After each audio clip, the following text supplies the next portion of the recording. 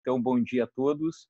É uma satisfação estar aqui neste webinar que a gente está fazendo todas as terças-feiras, tratando de direito ambiental e, mais especialmente, direito ambiental vinculado à esfera municipal, né? Considerando todo um trabalho que já vem sendo feito, que eu venho fazendo há muito tempo em Procuradoria Municipal, dentro de municípios e com alunos das escolas de gestão pública municipal. Então, a gente notou essa dificuldade, essa falta de acesso do pessoal dos municípios, né, que estão na ponta do trabalho e sempre tem maior dificuldade em ter acesso à informação, né, à qualificação, e, de alguma forma, a gente tenta ajudar aqui nos assuntos mais importantes, né? E os assuntos que sempre são pauta na área ambiental municipal licenciamento ambiental, fiscalização ambiental e resíduos sólidos, né? Esses temas são sempre palpitantes, esses três temas, especialmente esses três temas, o pessoal questiona, pergunta, está sempre atento a isso, né? E é um mercado, é uma área, especialmente que eu vejo resíduos sólidos, tem muito a crescer, né? Acho que São Paulo, onde o Fabrício está localizado, está bem mais avançado sobre o tema, né, num contexto geral, e os outros estados, né, Rio Grande do Sul, Santa Catarina, todo o Brasil tem ainda muito que crescer. E convidando nessa semana, né, de vários eventos online ambientais, né, concorridos, o cara que eu, na minha visão, é o cara que mais conhece do direito de resíduos em todo o Brasil, é o Fabrício, né, um amigo que eu fiz nos eventos e na parceria da União Brasileira da Advocacia Ambiental, nós quais somos colegas. É um cara que conhece muito e convidei-o e ele gentilmente aceitou essa oportunidade da gente conversar um pouquinho da Política Nacional de Resíduos Sólidos vinculada aos municípios, que é a proposta inicial desse debate. Então, Fabrício, tudo contigo, por favor. Fica à vontade aí para falar, e o pessoal, né, fica com o microfone cortado nesse momento, né, e depois quiser fazer uma pergunta via chat ou abrir o espaço após a explanação, sem problema nenhum, a gente consegue conversar aí até perto do meio-dia, tá? Obrigado, valeu, Fabrício. Valeu, Burman. Queria agradecer o convite e cumprimentá-lo aí pela iniciativa. Sem dúvida alguma, é um dos grandes amigos que fiz aí na UBA, sob a sua liderança. E muito contente aí com o convite para bater um papo, especialmente, como eu te falei, com ter um altíssimo nível aqui da audiência, o pessoal que está à frente da implementação da política pública de resíduos nos municípios e também olhando na perspectiva de consórcios. Então, eu vou trazer algumas considerações gerais para a gente começar a papear aqui, para dar o caminho, né, do nosso bate-papo e dessa interação.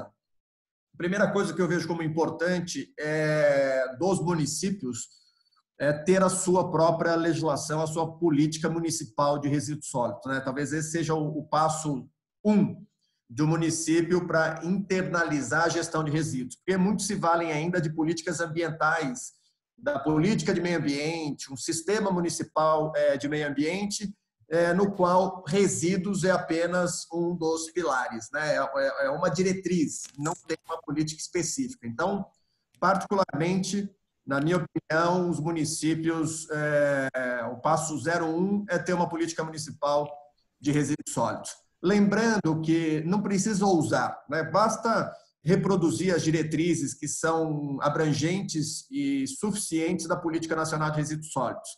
Isso eu faço menção porque vejo alguns estados regulamentando e, quando buscam inovar, inovam de forma equivocada.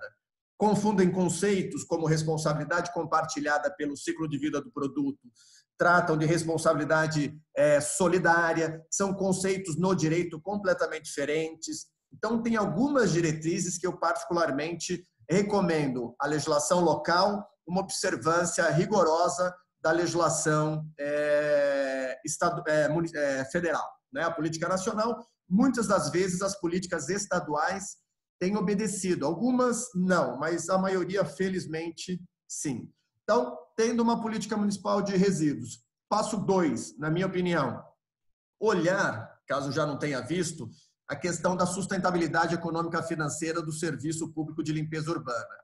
E aqui, como tem gestores municipais, eu acho que esse é um ponto fundamental. O quanto custa para fazer o serviço, né, de coleta, transporte e destinação final? E se esse custo está sendo pago pelo gerador? Quem que é o gerador? É o usuário, somos nós. Né? Somos aqui na pessoa física, é o cidadão, na sua residência, está gerando resíduo, quanto está gerando, e se o custo do serviço está sendo internalizado pela municipalidade, e melhor, na verdade, se esse custo é cobrado dos municípios, do cidadão, né, do usuário. Aqui eu estou falando da taxa, da tarifa ou da cobrança no IPTU, que é o mais comum. Então, isso é fundamental, inclusive esse ponto vem agora de forma reiterada na reforma do marco regulatório de saneamento, que prevê uma alteração dos prazos para a eliminação dos lixões para 2020, 21, 22 e 23, desde que condicionado à cobrança específica, né, do serviço de limpeza urbana e ao Plano Municipal de Gestão Integrada de Resíduos. Então, esses serão pressupostos para ampliação ou extensão do prazo. Então, isso demonstra a importância, né, de você ter uma cobrança estabelecida, seja via taxa pelo município ou tarifa pelo parceiro privado. Um terceiro ponto que é importante dentro da gestão municipal de resíduos sólidos urbanos é a questão da regulamentação dos grandes geradores. Ou seja, quem gera mais de 200 litros por dia, que seriam 2 sacos fundamentalmente, esse cidadão ou essa empresa, esse CNPJ, esse estabelecimento comercial, não deveria dispor desse resíduo para a coleta do município. O município deveria estar dedicado à coleta do cidadão e, no caso dos resíduos gerados pelos grandes geradores, uma padaria, um estabelecimento comercial, um shopping, uma galeria, entre outras tantas atividades empresariais, esse custo deveria ser arcado por essa empresa. É lógico, esses 2 pontos que eu comentei são impopulares, nós estamos falando em cobrar, é difícil para qualquer gestor público, tanto pelo prefeito, quando enfrenta os seus desafios nas câmaras municipais. Então, o prefeito ameaça cobrar a taxa, porque é importante para assegurar a sustentabilidade econômica e financeira, levanta um vereador de plantão, né, geralmente da oposição, aponta o dedo que o prefeito está querendo criar uma cobrança nova, além da água e assim por diante. Então, reconheço a dificuldade, sei dos desafios. Um caminho, talvez, para, aí olhando a disposição final ambientalmente adequada, são soluções compartilhadas, regionalizadas ou mesmo consorciadas. Porque nós temos que olhar o seguinte, nós temos hoje 40 e poucos % do volume gerado de resíduos / rejeitos no Brasil são encaminhados para lixões, portanto, falta aterro sanitário no país, ou unidades de tratamento e recuperação de energia, que para mim é um passo à frente. Eu acho que nós estamos um passo atrás. Nós temos que sair dos lixões, né? E sair dos lixões, talvez um primeiro ponto, que custa, que aí tem um valor de R$100 a tonelada, alguma coisa desse tipo, 100 e pouco, é o aterro sanitário. Então, na minha opinião, nesse primeiro momento, deveria focar soluções regionalizadas, consórcios privados, como o estado do Mato Grosso do Sul foi muito feliz em fazer isso. Em 4 ou 5 anos, reduziu drasticamente o volume destinado de forma inadequada. Mas não com aterros públicos, mas sim aterros privados. Então, buscando um coletivo de municípios que passam a fazer a disposição final de forma adequada. Lembrando que, em termos de custo, nós estamos falando que uma disposição hoje inadequada em lixões, o custo a rigor inicial para uma administração municipal é 0. Contamina solo, contamina água, poluição do ar, problema de saúde pública, mas isso não está contabilizado, infelizmente. Né? Não está mensurado, talvez, essa seja a palavra correta. Por outro lado, um aterro para disposição final, um aterro sanitário, tem um custo por tonelada. E essa é a dinâmica. Então, para mim, esse é um passo importante, assegurar a disposição final, eliminando os lixões. Um outro ponto, né, relevante dentro das diretrizes municipais é o município cumprir o que prevê a Política Nacional de Resíduos Sólidos quanto à responsabilidade compartilhada pelo ciclo de vida do produto.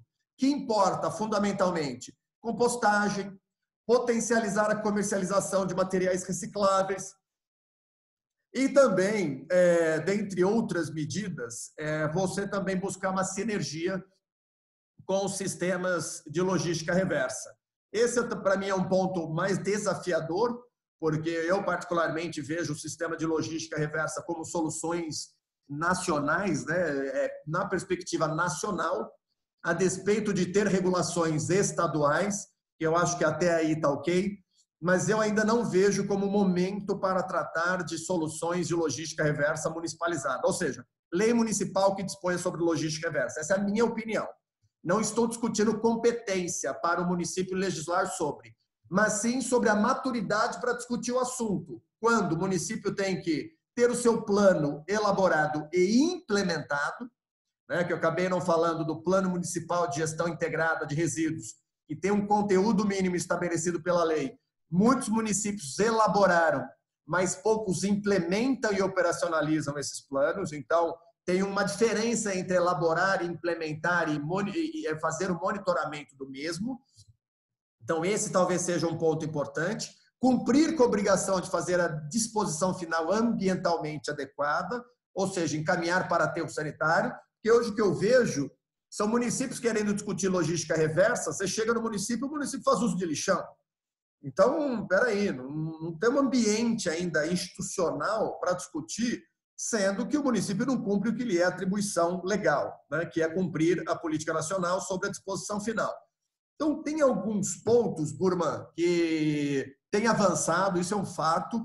Talvez a política de resíduos, como você colocou, ela está entre as prioritárias, aí, entre as top 5, né? Você muito bem colocou licenciamento, fiscalização ambiental e resíduos ali entre os 5 principais pontos de uma administração pública, e vejo a participação dos stakeholders como fundamental. Quem são? Sociedade civil, cobrando.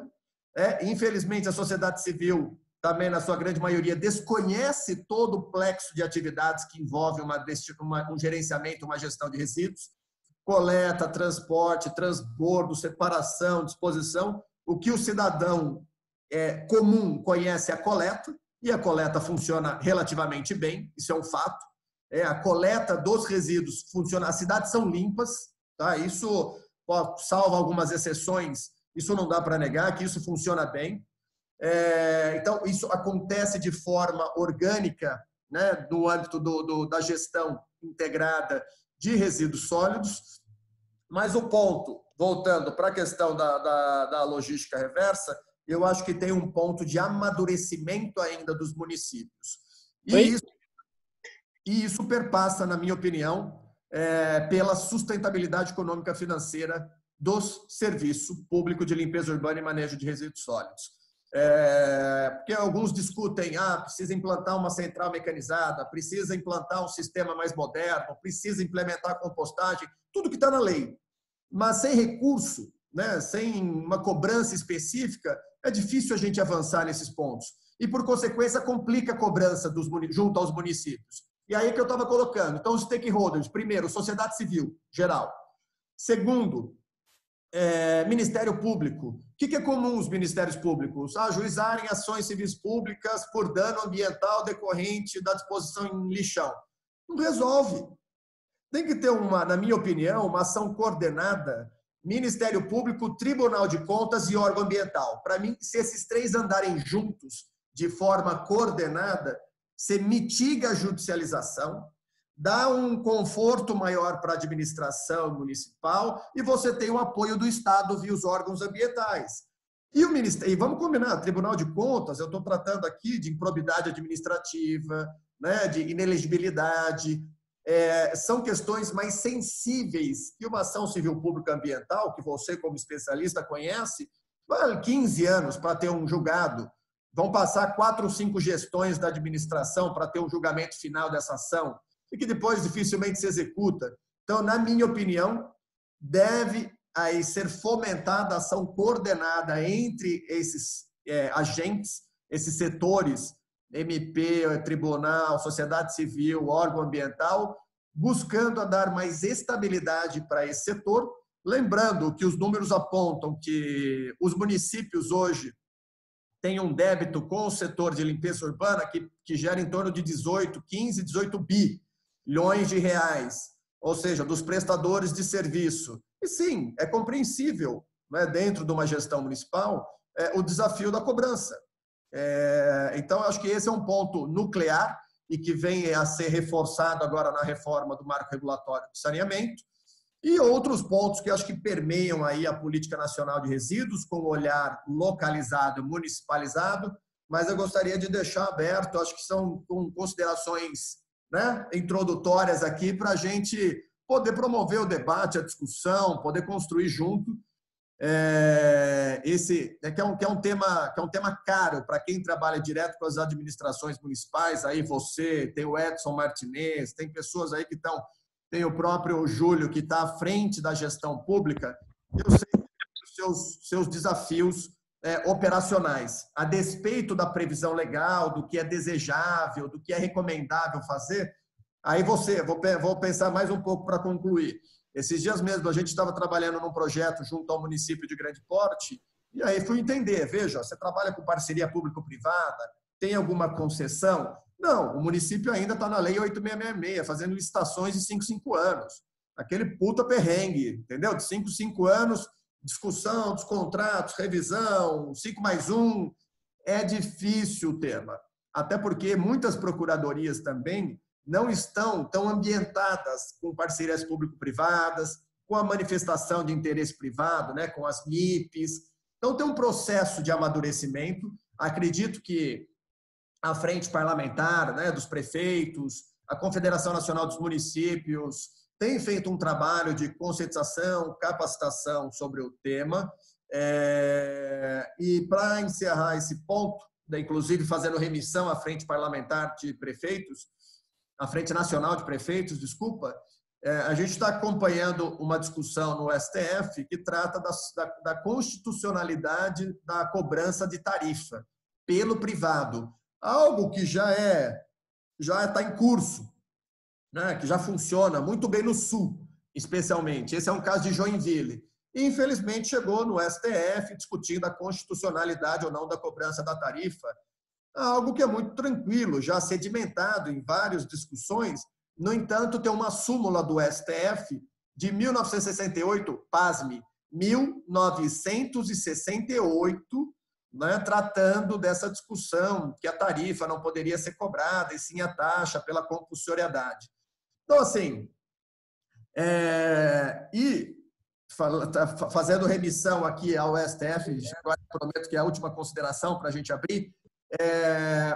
O ano passado, acho que o pessoal se recorda, o Código Florestal foi objeto, né, de análise pelo Supremo Tribunal Federal, que confirmou a constitucionalidade de vários dispositivos, mas um específico, que é a gestão de resíduos, foi declarado inconstitucional. E quem conhece um pouco da engenharia desses empreendimentos, aterros sanitários, obras de resíduos, sabe que os aterros sanitários, em geral, são áreas, né, encravadas, e que, por vezes, se depara com uma área de preservação permanente. O que não é nenhum absurdo, é algo normal, é algo que acontece, tá? Pela geografia, pela geologia, você tem áreas, porventura, encravadas, que precisam aí de uma intervenção e precisa de uma autorização para intervir em área de preservação permanente. Na APP, por exemplo, uma nascente. Com a declaração de inconstitucionalidade desse dispositivo, pelo STF, nós temos um dificultador para a implantação de novos aterros sanitários. Veja, olha que paradoxo. Nós temos 40% indo para lixões, nós estamos há mais de 70 anos com legislação que prevê que a disposição deve ser ambientalmente adequada, o que não significa lixões, né, desde o Código Sanitário da década de 50, e o STF acaba de criar uma interpretação que dificulta a instalação de novos aterros sanitários. Porque, na minha opinião, da mesma forma que uma rodovia, uma linha de transmissão, um porto, um aeroporto, um aterro sanitário tem a sua utilidade pública, sim, né? Ainda mais quando você faz uma comparação dos lixões. Então, hoje se dificulta a implantação de aterros sanitários e se permite a continuidade da operação dos lixões. Então, acho que esses são pontos, são considerações iniciais Burman, para a gente começar a bater um papo até para o pessoal se engajar aqui, eu estou vendo que tem o pessoal de Porto Alegre, que tem uma gestão muito bacana, tem um programa municipalizado que não é de agora, já vem de outras gestões, trabalhando com coleta seletiva, apoio a cooperativas de catadores de materiais recicláveis, buscando as unidades, melhorar as unidades de triagem, regularizar. Eu acho que tem iniciativas bem importantes no Brasil, e inclusive ontem, conversando com o pessoal do Ministério do Planejamento, que é o que eu gostaria de conhecer mais. É bom entender um pouco, especialmente na perspectiva de consórcios, que a lei prevê soluções consorciadas, e eu, particularmente, Fabrício, né, vi poucas iniciativas bem-sucedidas de consórcio. Então, por isso que eu defendo soluções regionalizadas, compartilhadas, que não precisam necessariamente via consórcio. Então, não precisa necessariamente ter um consórcio constituído, mas sim uma união de esforços regionais, né, uma união regionalizada por prefeitos, câmaras municipais, e a gente conseguir botar isso de pé de forma ordenada.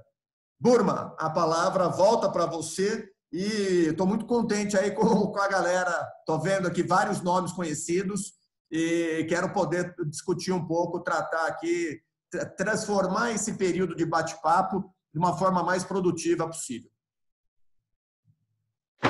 Ótimo, Fabrício. Obrigado pelas suas considerações iniciais, né? É um desafio muito grande. Eu vou todos esses pontos, né? Política nacional, política municipal, o custo da cobrança, os grandes geradores, Burman, eu não sei se é só para mim, mas está cortando. Opa, peraí. Vamos ver aqui. Melhorou agora? Tá ouvindo bem? Beleza.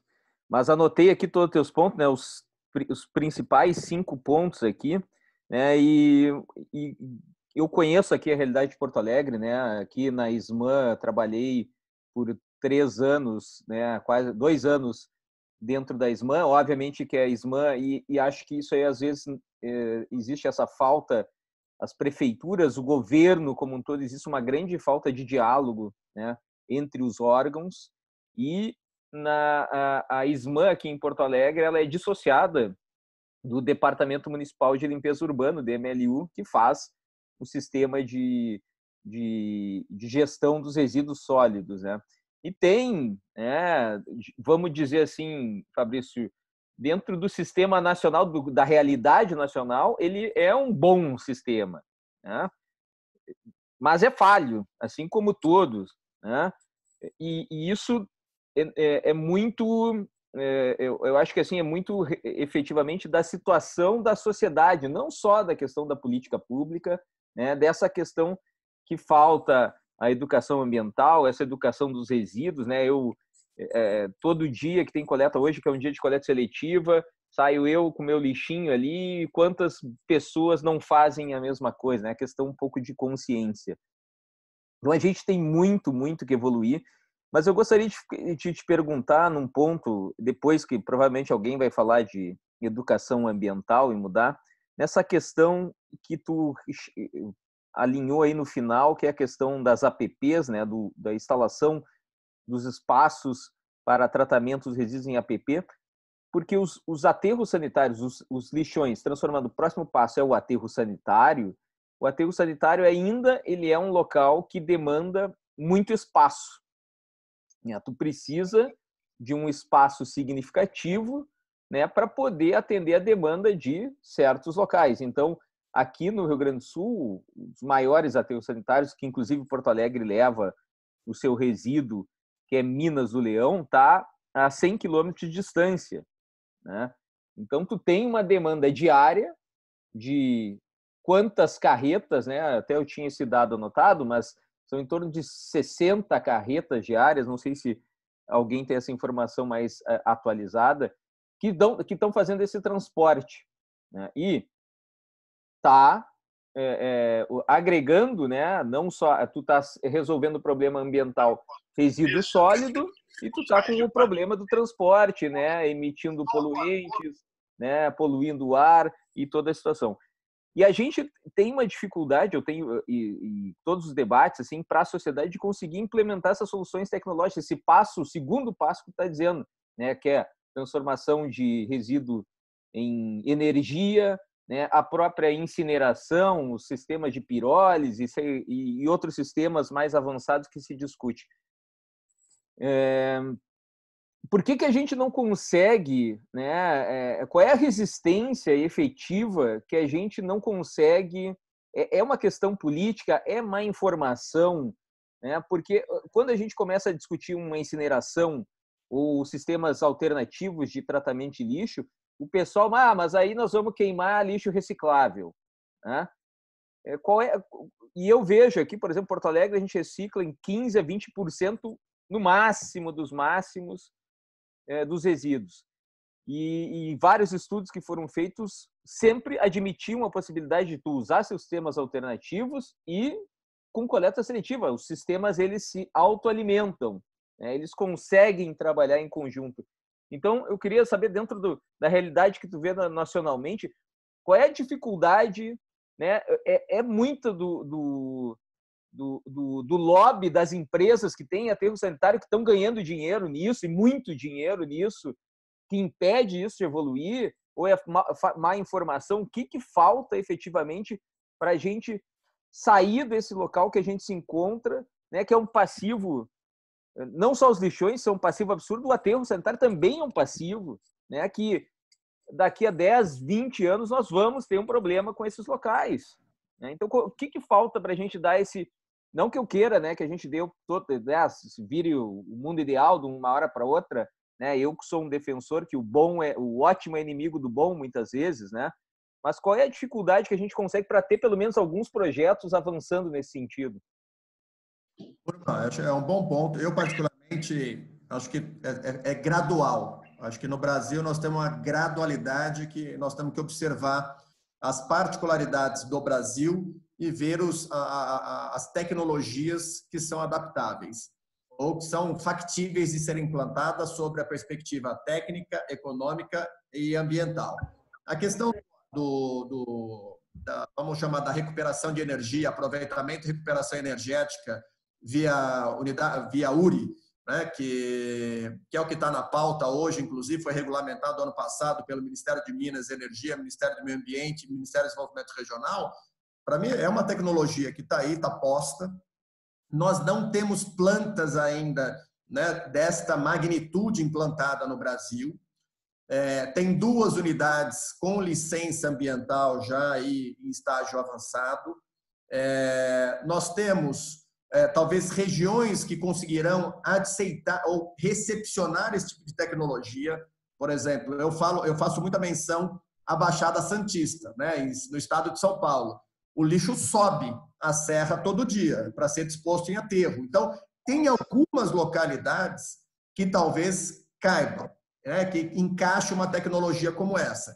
Mas o pressuposto, como você colocou bem, é informação, tem informação correta, informação certa. Até porque na Europa, por exemplo, o aproveitamento e a recuperação energética é chamado de reciclagem energética. Né? Aqui nós utilizamos o termo incineração.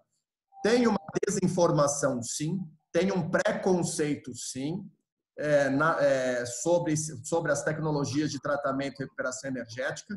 Tem um cuidado que os órgãos ambientais estão tendo em razão da dinâmica, né, da gestão de resíduos, de forma a preservar que os recicláveis sejam encaminhados para a reciclagem, mas tem muito material plástico, papel, e que não é passível de reciclagem, e que acaba sendo enterrado, né? Acaba sendo considerado rejeito, plástico contaminado, papel contaminado, e que poderia ser objeto de uma recuperação energética. Então, assim, eu acredito que nós estamos num processo de amadurecimento do tema. Eu acredito que nós não vamos sair do lixão para a recuperação energética de uma hora para outra. Para mim, o aterro sanitário é, sim, parte do processo. E aí, olha os Estados Unidos. Infelizmente, muito se faz comparação com a Europa. Mas se você olhar o tamanho dos países europeus, né, e a população lá, e olhar o Brasil e olhar os Estados Unidos, nós temos uma correspondência aos Estados Unidos e não à Europa. Então, a Europa são poucos deslocamentos, curtos, e sem espaço, não tem área. Né? Agora, no Brasil, isso nós não podemos falar nada. Nós temos área para lixão. Ao nosso nível. Nós temos inúmeras áreas de disposição inadequada para lixões. Então, eu acredito ainda no sistema, né, de disposição final via aterro sanitário. Eu acho que nós temos que primeiro eliminar os lixões. Nós temos que ter uma escala. E isso não significa que a recuperação energética não vai ser instalada. Muito pelo contrário. Já tem estudos que demonstram que no Brasil caberiam aí aproximadamente 5, 6 unidades de recuperação de energia no país inteiro. Né? Então, eu acho que é um processo gradual. Até porque, para fazer frente a esse sistema, tem uma conta a pagar. Né? Hoje, nós temos um sem número de municípios que não pagam nada para a disposição final, né? Que mandam para lixões. Nós temos um outro número de municípios que paga para aterro sanitário, numa média de R$100 aí, de 90, 130, tantos reais a tonelada.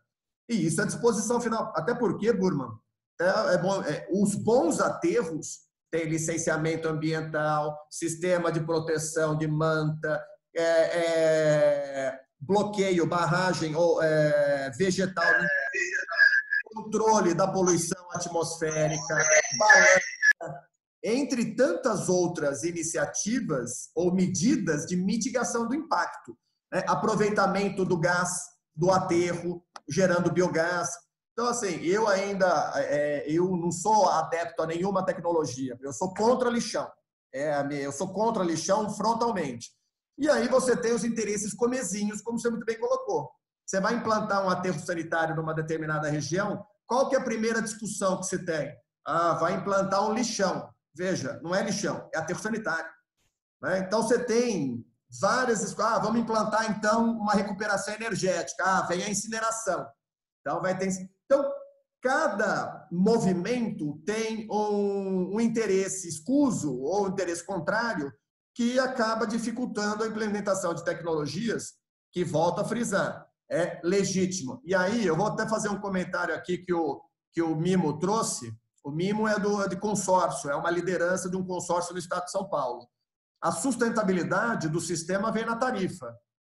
Caso o Supremo julgue pela irregularidade da tarifa, o que vai acontecer com as concessões dos municípios? Eu acho que esse é um ponto sensível. Né? Veja, se nós estamos defendendo a tarifa, a constitucionalidade dela, e ela está vindo hoje dentro do projeto de reforma do marco regulatório de saneamento, reafirmando a sua legalidade e constitucionalidade, olha o risco que se expõe aos municípios que até então estão fazendo certo. Nós temos modelos bem-sucedidos, o de Joinville, Balneário Camboriú, entre outros de concessão, que eu particularmente considero modelos bem-sucedidos. Né? Usa aterro, usa o concessionário que cobra, então o município passa a cuidar de educação e saúde com prioridade lá em cima e ele fiscaliza o prestador de serviço. Se não executou corretamente, cobra, autua, fiscaliza, tem contrato para isso. Agora, há um risco, sim, Mimo, se julgar de forma inconstitucional a tarifa, da gente ter um problema sistêmico, até porque a própria União e a Advocacia Geral da União e o Ministério do Planejamento defendem a constitucionalidade da tarifa. E a Frente Parlamentar de Municípios também defende a tarifa. E, assim, na minha opinião, a coerência dos atos regulatórios que sucederam à Constituição Federal, lembrando que essa é uma súmula de 68, não deixa dúvida sobre a constitucionalidade da tarifa. Né? O modelo da Constituição, a lei de concessões, a lei de PPP, a lei de saneamento, a Política Nacional de Resíduos, tudo leva a isso. Mas, Burman, eu acho que, assim, volto a frisar, eu acho que é importante ser contra lixões. Eu acho que é isso que o cidadão brasileiro tem que ter em mente. Agora, a forma de tratamento, desde que seja desviado de lixões, os aterros podem, eventualmente, no futuro, importar um custo, né, de aproveitamento, mas isso hoje, vis-à-vis o que é feito em lixões, eu acho que nós já estamos na vantagem, na minha opinião, em termos de gestão pública. E tecnologia pirólise já tem casos bem-sucedidos também, já acontece, tem uma planta em São Paulo que já funciona com pirólise, e sai carvão, óleo do tratamento de resíduo, coisa impressionante, mas ainda são ações pontuais e que não têm grande escala.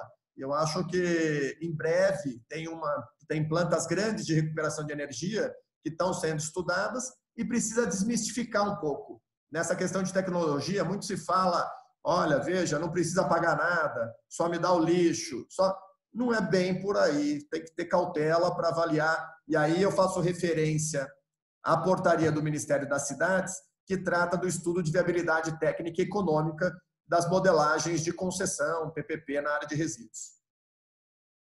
Muito bem, Fabrício, né? Também não é que eu seja favorável, né? Eu estou dizendo, só pensando nessa questão de informação, que a gente sempre entra no debate dessas novas tecnologias, o pessoal parece que tem uma grande resistência, né, em relação a esse tipo de situação. E essa questão da tarifa, eu acho que todos os setores envolvidos têm que estar atentos, né, a esse julgamento, porque no Código Florestal, quando a gente teve o julgamento, os setores envolvidos, especialmente o setor do agronegócio, fez um lobby, né, esteve lá presente no julgamento e fez um movimento para quê? Para que o julgamento fosse, né, teoricamente adequado aos interesses do que se previa a lei. No julgamento recente que a gente teve aí da questão da imprescritibilidade do dano ambiental, né, que o STF julgou recentemente, ao meu ver, houve uma falha, né, da sociedade em saber o alcance de que o que isso poderia ocorrer no julgamento, né? Por isso aí não entenderam que um reflexo desse julgamento poderia afetar todo mundo, né? Então, o pessoal tem que estar atento efetivamente, né, para não ter uma surpresa ali na frente. Acho que alguns setores são bem organizados e acredito que o setor de resíduos nesse aspecto está bem avançado efetivamente, então não pode deixar bobeira para um julgamento se deturpar e acabar com o sistema, né? Porque a gente sabe, muitas coisas até a gente entende, e na área ambiental a gente vê muito isso, eu pelo menos vejo, a gente vê certas coisas que a gente tem que relativizar alguns sistemas constitucionais ou alguma questão legal para que o sistema funcione. Porque senão a gente não consegue, né? A gente entra uma discussão na Lei Complementar 140, isso aqui é inconstitucional, bom, mas se botar na letra fria da lei, isso aí não vai funcionar mesmo, né? Então, tem alguém que está fazendo uma pergunta aqui, a Marisa, eu já vou relatar aqui. Se alguém quiser, estou abrindo o espaço aqui, quem quiser, peço só que faça a inscrição, e aí pode abrir a câmera aqui, pode abrir o microfone, sem problema nenhum, de fazer um comentário e fazer uma pergunta aqui. Deixa eu ler aqui, que ela fez pergunta aqui para mim, o Fabrício. Vou ler aqui. Fabrício, tem alguma lei que fala que o município tem que repassar o custo das coletas para os moradores? Tem algum percentual mínimo? Em relação ao caso que você citou sobre o município coletar até 200 litros por dia por cada pessoa, onde é que está escrito isso na lei? Bom, isso aqui, Marisa, acaba sendo essa questão dos 200 litros é uma lei, é lei municipal. No fundo, é um município, como titular do serviço de limpeza urbana e manejo de resíduos sólidos, ele que aprova essa regulação. Tem municípios como São Paulo, BH, o DF, que tem essa lei do grande gerador, de forma a que acima de 200 litros, o condomínio empresarial, o restaurante, a empresa, ela arca com aquele custo, o município não coleta. Quem coleta é uma empresa, geralmente eles chamam de autorizatários, é uma empresa privada que o próprio gerador, né, o estabelecimento comercial, o restaurante, entre outras empresas, que arcam com o custo da coleta, transporte e destinação final. Mas isso pressupõe uma lei local, tá? É regulação municipal que trata desse dispositivo. Não há previsão federal e nem estadual. Acabam as administrações municipais direcionando nesse sentido. Por isso eu coloquei esses 3 exemplos que estão mais frescos na minha cabeça, que podem ser referenciais. São Paulo, BH e Distrito Federal. Distrito Federal, inclusive, está com uma gestão bem moderna, bem contemporânea aí nos últimos anos, depois conseguiram fechar o lixão, né, da capital, e a questão do grande gerador é algo que eles deram muita importância nos últimos 2 anos e talvez seja uma norma que vale a pena conhecer. Tá? Isso é interessante, né? E aí, puxando a brasa para o nosso assado, né, Fabrício? A importância da Procuradoria ter especialização ou ter um apoio especializado, né? Isso aí na área ambiental é muito comum e na área dos resíduos também é muito comum, né? Porque uma coisa que tu falou, né? Os municípios e os estados acabam replicando essa legislação nacional, mas muitas vezes faz um copia e cola, né? Sem muitas vezes fazer uma adaptação, né? Não precisa inventar a roda, como tu mesmo diz, né? Mas tu faz uma adaptação à realidade local, né? E muitas vezes o pessoal pega, né? Eu me lembro na época de consultoria que a gente, que não era por e-mail, por fax, várias vezes a gente mandava um modelo para o município pegava e copiava e colava e usava o brasão, inclusive, do município vizinho, né? Se esquecia na aprovação do projeto. Então tem que ter esse cuidado com a adaptação, né, com essa introdução, né, essa internalização na norma local, né?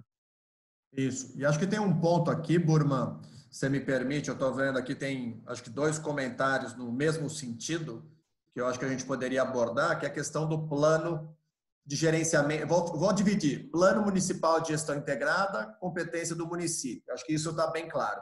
E o PGRS, que seria exigível, que é exigível de empresas, prestadores de serviço, entre outras formas, né? Está colocado aqui o Leonardo, ferramenta de fiscalizar o cumprimento do PGR. Na verdade, ele fala dos municípios, pois muitos têm, mas não se aplica. E a Sandra também. As empresas têm que fazer, mas na lei ninguém cobra nem fiscaliza. No caso das atividades que sejam licenciáveis, quem cobra o PGRS? Então, não licenciáveis, desculpa. Atividades não licenciáveis, quem cobra o plano de gerenciamento de resíduos sólidos é o município.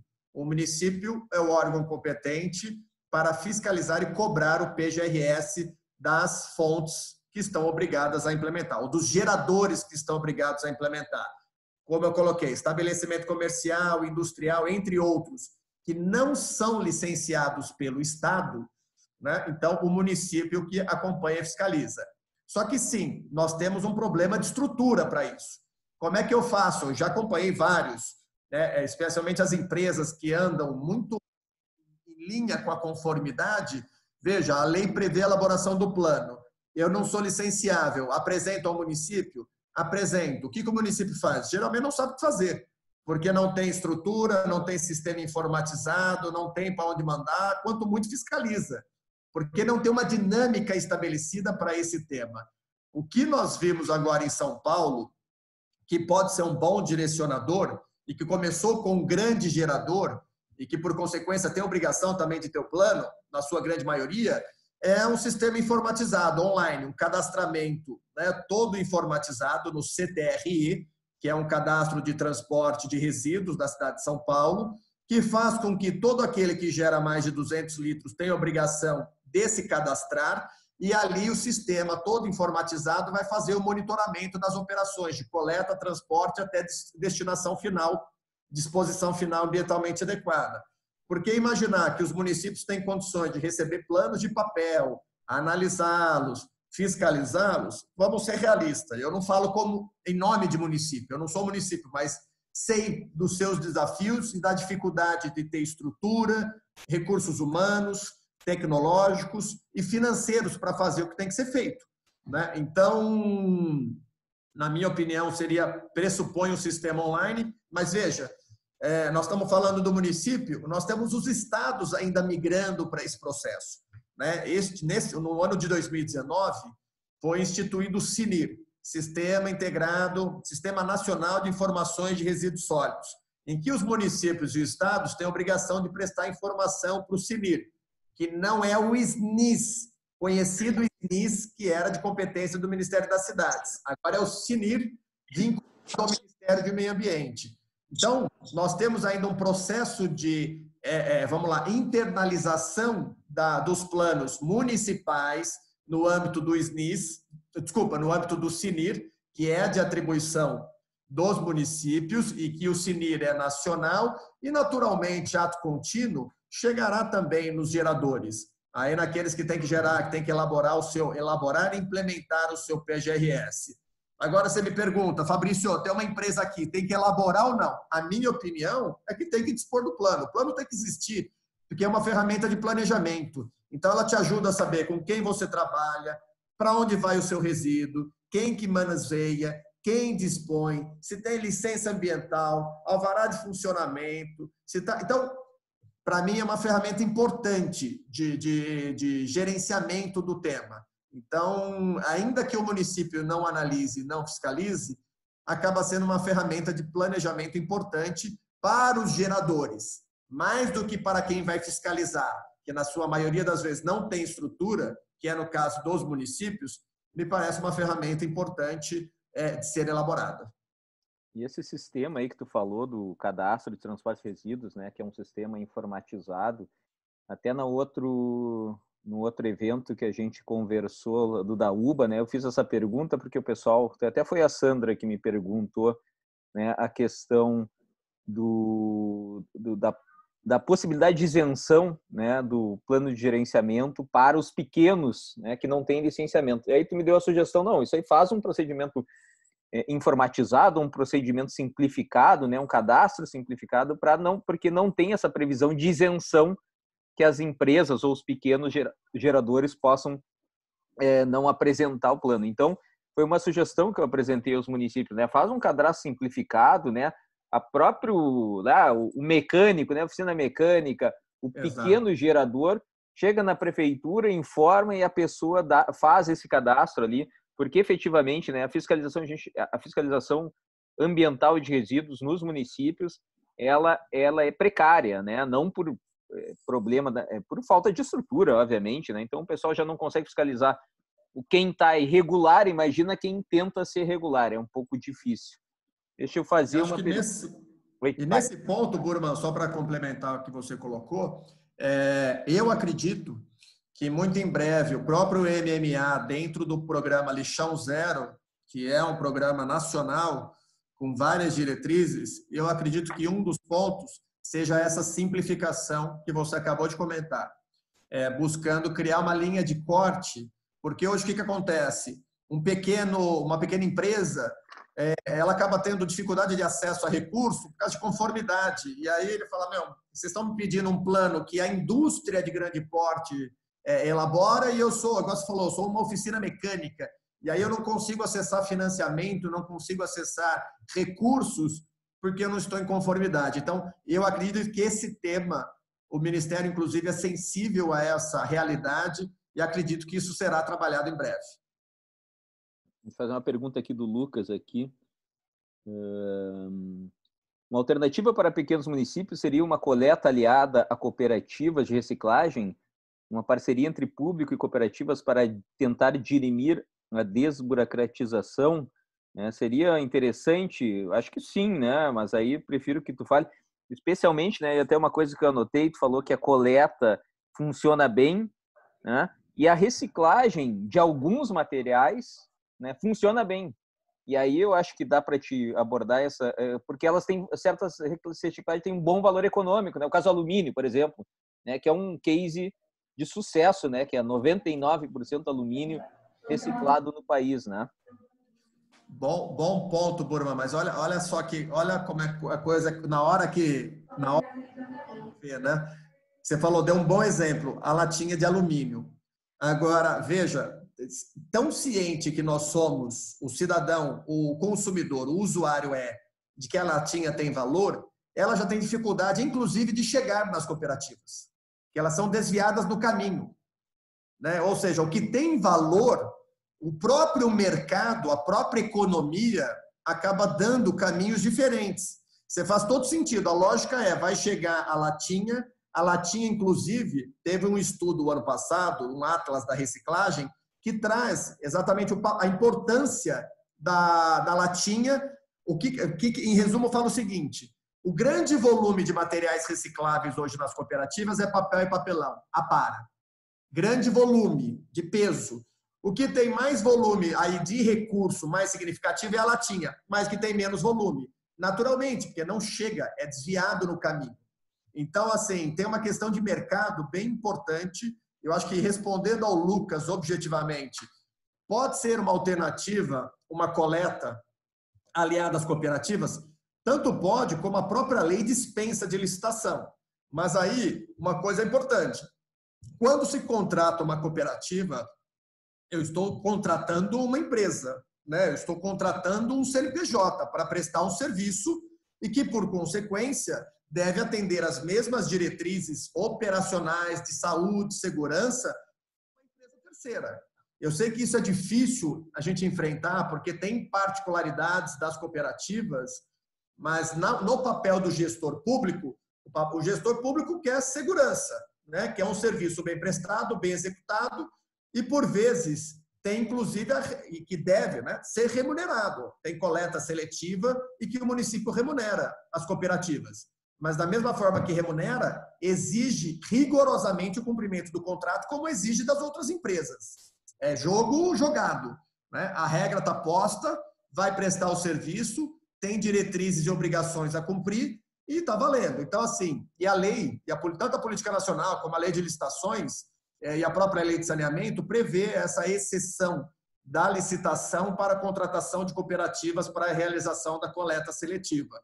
Sim, uma parte do valor da dação em pagamento pode ser em termos de materiais, mas, em geral, tem uma complementação feita pelo pagamento pelos municípios.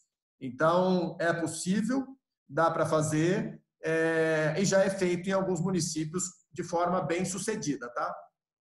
Beleza. Vou fazer aqui o comentário do Gilberto, né, falando que o melhor fiscal é o dinheiro, né, essa questão do mercado, né, o dinheiro faz que haja viabilidade financeira, social e ambiental, assim se autofiscaliza, né, é uma solução efetivamente, né.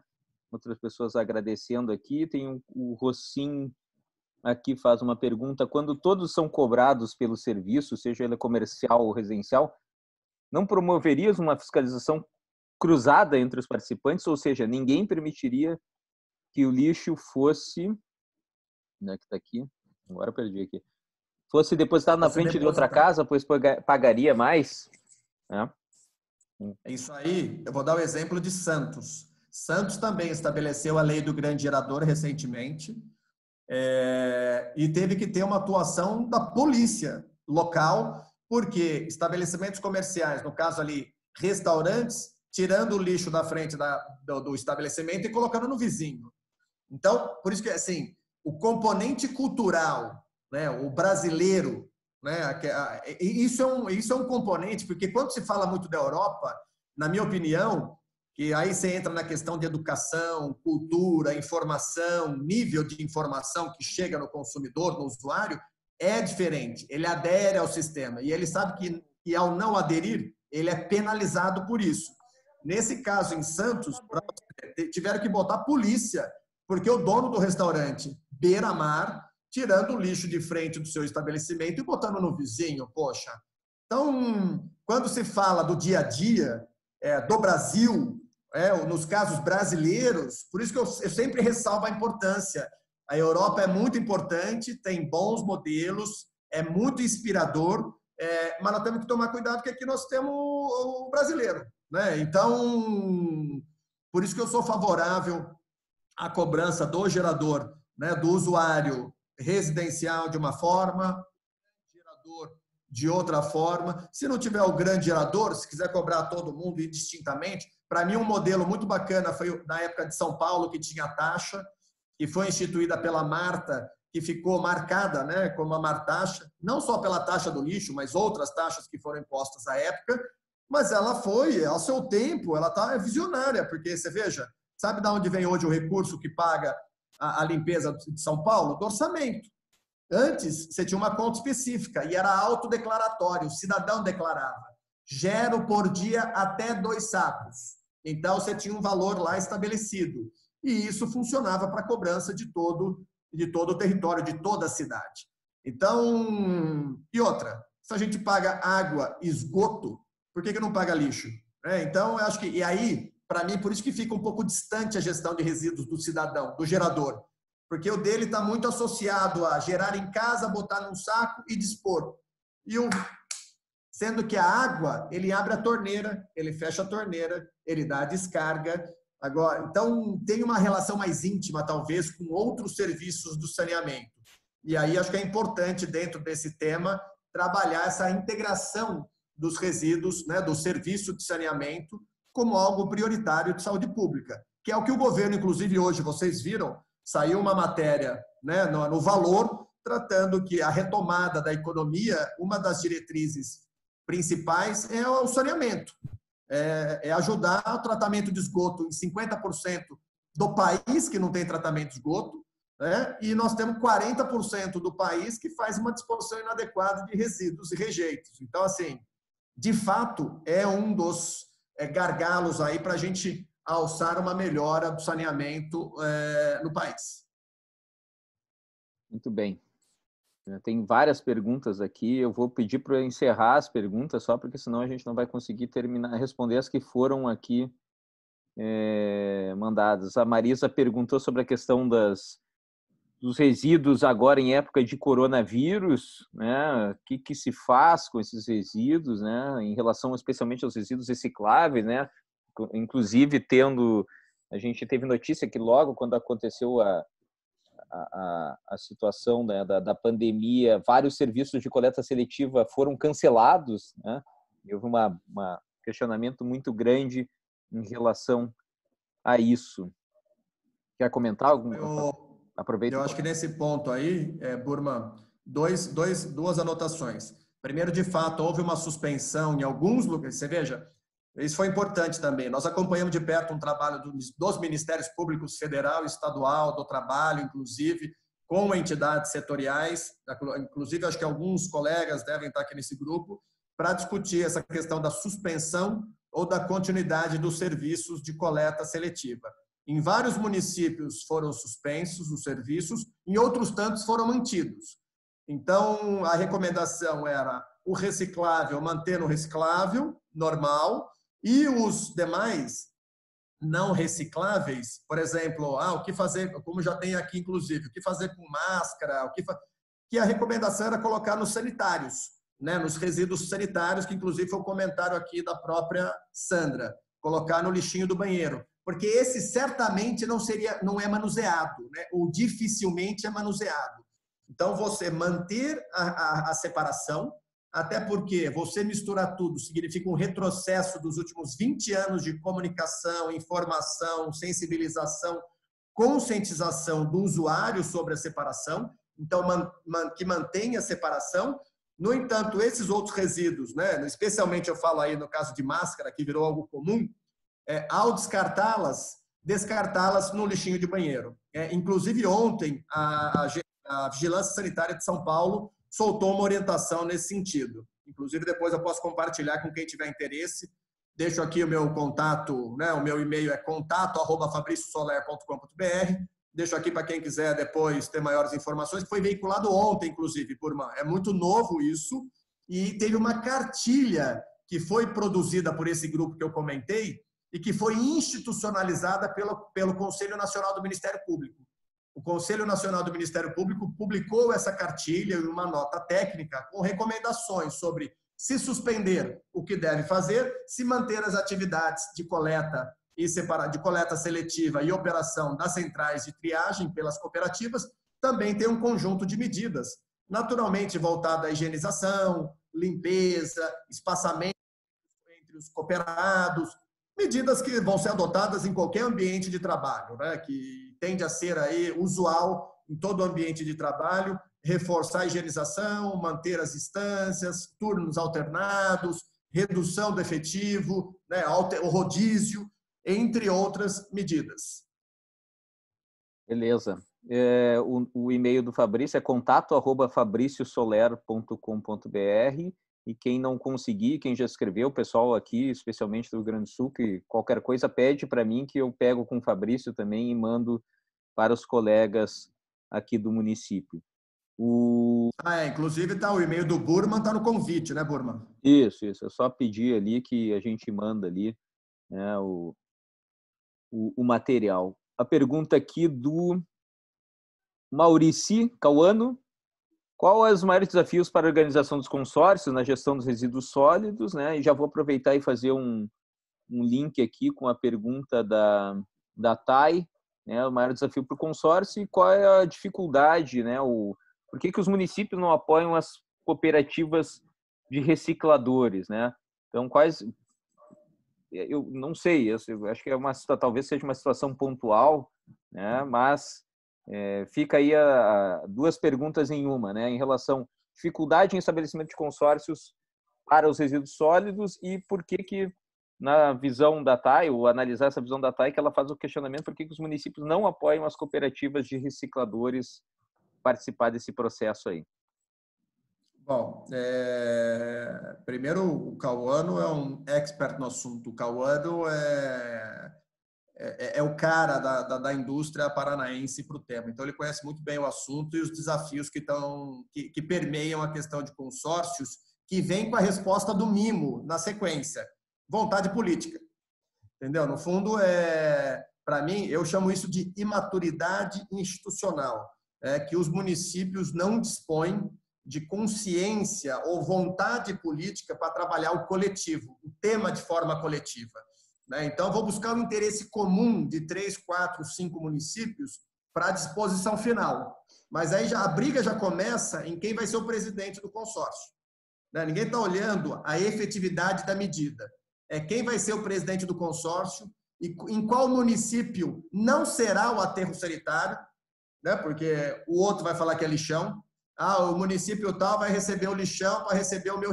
Então, assim, tem amarras institucionais e não é só do executivo. Leia-se, é executivo e legislativo. As câmaras municipais também têm obrigação de tratar esse assunto como deveria. E, infelizmente, já acompanhei vários sistemas, Burman, que, de repente, o zoneamento da área prevista para recepcionar o aterro sanitário muda de área mista para a zona de proteção ambiental, com a aprovação na Câmara Municipal, numa canetada, numa reunião, numa assembleia da Câmara. Então, você mata um empreendimento com uma discussão em que 11, 12, 15 vereadores, de uma hora para outra, mudam o zoneamento e, na hora que você vai ver, a área sempre foi área mista, sempre foi predominantemente industrial e, por causa do maciço florestal lá na Casa do Chapéu, vira uma zona de proteção ambiental. Então, assim, eu acho que o Mimo foi muito feliz na ponderação, falta enfrentar o assunto e querer resolver. E aí entra aquilo que eu comentei no começo, soluções regionalizadas e compartilhadas, que prescindem de consórcio. E, na minha opinião, o Estado é importante nesse papel de tentar regimentar um coletivo de municípios e também criar um mecanismo mais moderno. Eu sei que é difícil juridicamente, mas trabalhando, por exemplo, vamos juntar 7 municípios para a implantação de um aterro privado, que o Estado, por exemplo, arca com esse investimento e os municípios arquem com a operação. Quem não pagar tem um abatimento direto do FPM, por exemplo. Então, ficou de pagar, não pagou, desconto do FPM, do Fundo de Participação dos Municípios. Então, assim, é difícil? É difícil. Não estou falando nada que seja fácil, mas é uma forma de tentar induzir ou dar um impulsionamento nessas soluções regionalizadas. E respondendo à TAI, por que os municípios, na maioria, não apoiam as cooperativas de catadores, de materiais recicláveis, sendo que movimenta a renda, a população e economiza com o transporte? Na verdade, assim, eu não sei, TAI, se é geral. E, na minha opinião, tem sim um apoio dos municípios. Muitas das vezes as cooperativas são apoiadas com locação de galpão, com apoio de renda, com suporte no pagamento da luz, da água, das estruturas, com a doação de caminhão. Então, assim, tem várias medidas que são adotadas pelos municípios e que, por muitas das vezes, nós não ficamos sabendo. É só quem está à frente disso na gestão pública que tem clareza dessa intersecção, desse envolvimento com as cooperativas. Acredito que elas melhoraram bastante nos últimos anos, vêm buscando uma autonomia operacional, financeira, especialmente fazendo as operações todas lastreadas com nota fiscal, formalmente estabelecidas, mas naturalmente tem um mercado paralelo também que se estabelece, não só por cooperativas, mas vários outros operadores do setor. Então, eu acho que a formalização e a regularidade dessa operação é um pressuposto importante. E aí, acho que vem um comentário aqui só, Burman, só para fazer um alinhamento aqui, a questão dos plásticos, que tem um símbolo de reciclável, muitas vezes deles não são reciclados, não tem mercado. então que esse reciclável fake, que é um reciclável fake, aí eu uso, isso é importante. A ONU acabou de lançar um estudo sobre isso, tá? Abordando a questão do plástico. Primeiro, só para a gente estar na mesma página, não adianta eu fomentar mercado de reciclagem de plástico se não tem consumo. Então, a primeira coisa, quando nós temos esse efeito econômico que o petróleo vai lá para baixo, a ponto de ser negativo, a indústria acaba usando um material mais robusto, mais consistente tecnicamente, não precisa colocar aditivo, já conhece. Então, qual que é a vantagem de usar o reciclável, né? Ou o reciclado? Quase nenhum no país, né? O Brasil não estimula. O Brasil não tem um tratamento fiscal, por exemplo, zero IPI de quem usa reciclado, zero ICM de quem usa o reciclado. Então, hoje, o que se faz é muito com a inteligência da indústria e buscando competitividade com as matérias-primas virgens. Então, inclusive o Rossin, que está aqui, fala isso. É commodity. Né? Nós estamos falando de preço de commodity. Não dá para falar porque o material reciclado é mais caro, mas o consumidor, infelizmente, na sua grande maioria, não entende. O consumidor ainda compra, na sua maioria, por preço, é competitividade. Então, aí eu comento esse estudo da ONU, que foi veiculado agora essa semana, que traz um pouco das simbologias, da importância de trazer a informação correta ao consumidor. E isso eu trago como complementação um estudo que o IDEC fez no ano passado. O Instituto de Defesa do Consumidor fez um estudo sobre greenwash. E ele traz, analisando as marcas, quando as marcas falam, veja, é sustentável, é renovável, é não sei o quê, o IDEC fez uma consulta, fez uma análise desses produtos, avaliando o que de fato é ou não é, o que estaria sujeito, né, à confirmação. Então, é importante que quem tiver interesse, especialmente sobre a questão da comunicação, da informação sobre resíduos, sobre informações associadas à sustentabilidade, que é regulamentada pelo CONAR, o Conselho Nacional de Autorregulamentação Publicitária, dê uma olhada nesse estudo do IDEC. Eu acho que vale a pena. Eu acho que o material chama Mentira Verde. E acho que pode ser interessante subir a régua naturalmente.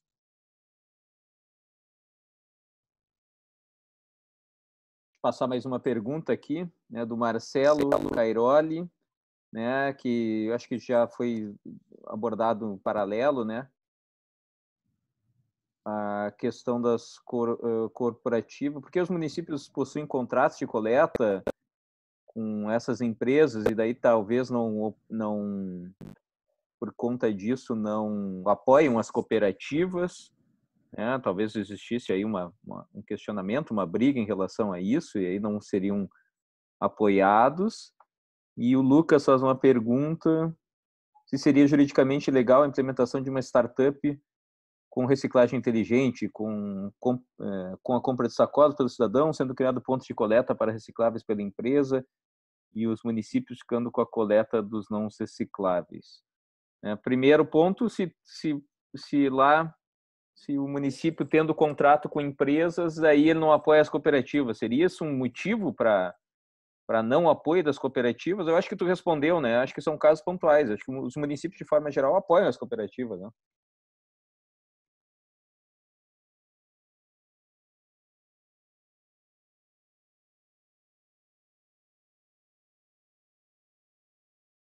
O Fabrício ficou congelado aqui na minha imagem e eu acredito que ele tenha tido algum problema de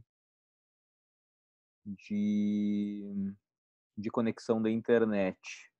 Se ele conseguir voltar em seguida, a gente consegue encerrar o debate em relação a ele.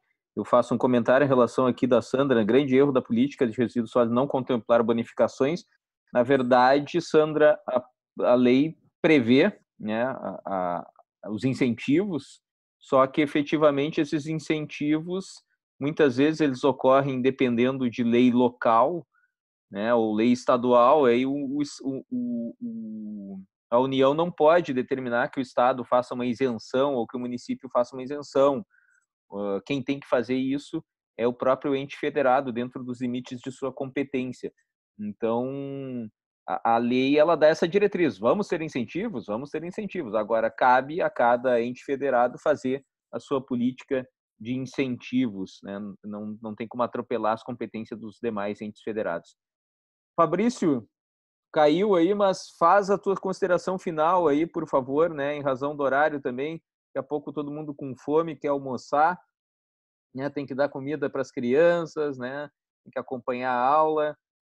O Fabrício já deixou o contato aqui. As dúvidas são muitas. O assunto é, como a gente disse, né? Ele não se encerra aqui, né? Então eu agradeço demais a tua disponibilidade. Peço que tu faça um encerramento desse debate aí, por favor.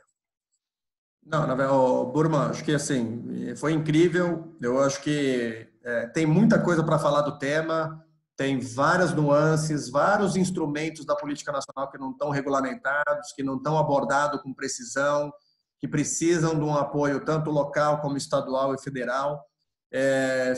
Fico muito contente aí com o seu convite, me sinto honrado aí de ter sido convidado. Volto a frisar, admiro muito o seu trabalho na área do direito ambiental, a sua liderança na nossa entidade.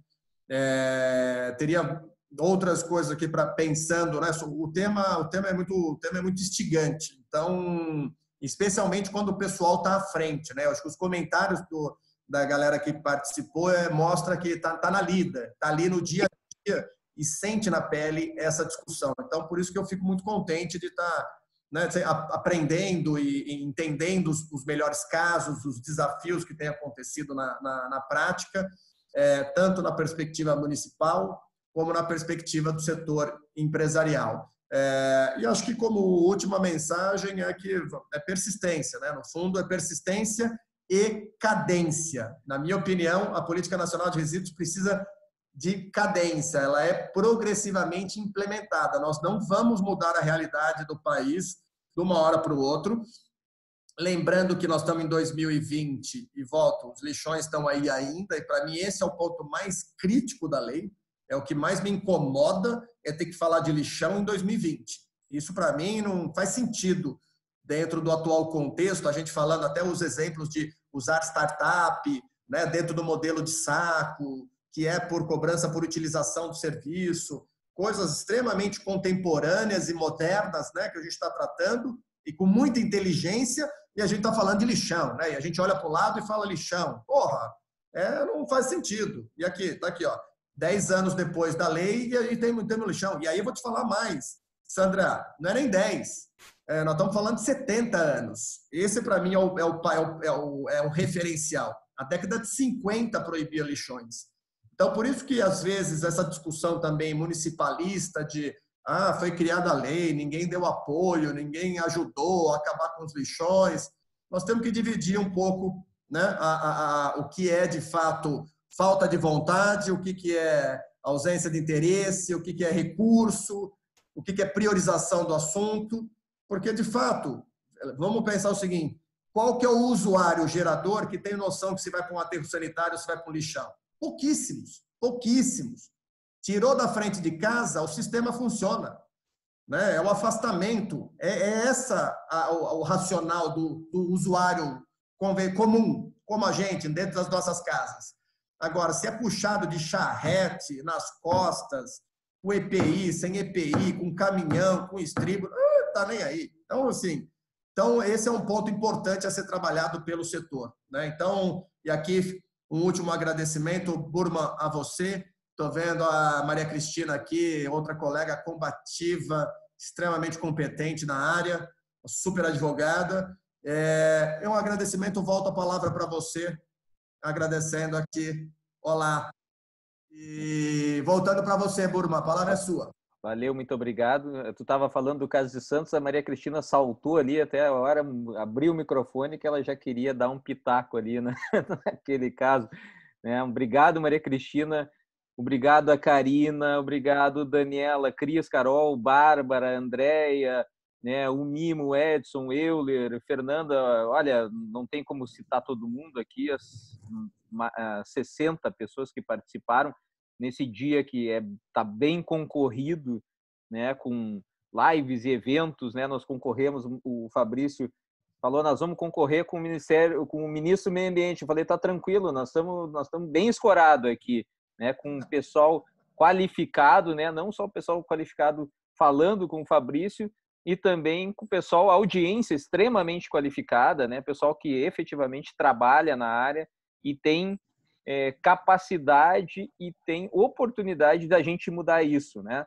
Acho que o ponto que tu falou, né, a gente pensar, né, os governos, né, o Ministério do Meio Ambiente, os governos estaduais teriam duas demandas que seriam imprescindíveis, né? Um é o desmatamento zero e o outro é o lixão zero, né?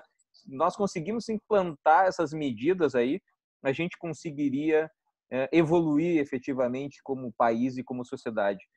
Foi gratificante te assistir, Fabrício, novamente, né? Sou teu fã e esse assunto aí a gente como disse, é um assunto palpitante, né?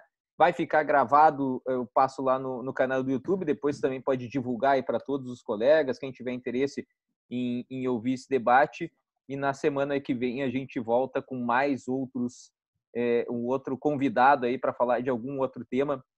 A gente vai falar na semana que vem processo administrativo ambiental com a nossa colega, a Dani Giacobo, que foi chefe de gabinete lá do IBAMA no último ano, lá trabalhando com o nosso colega, o Eduardo Bin.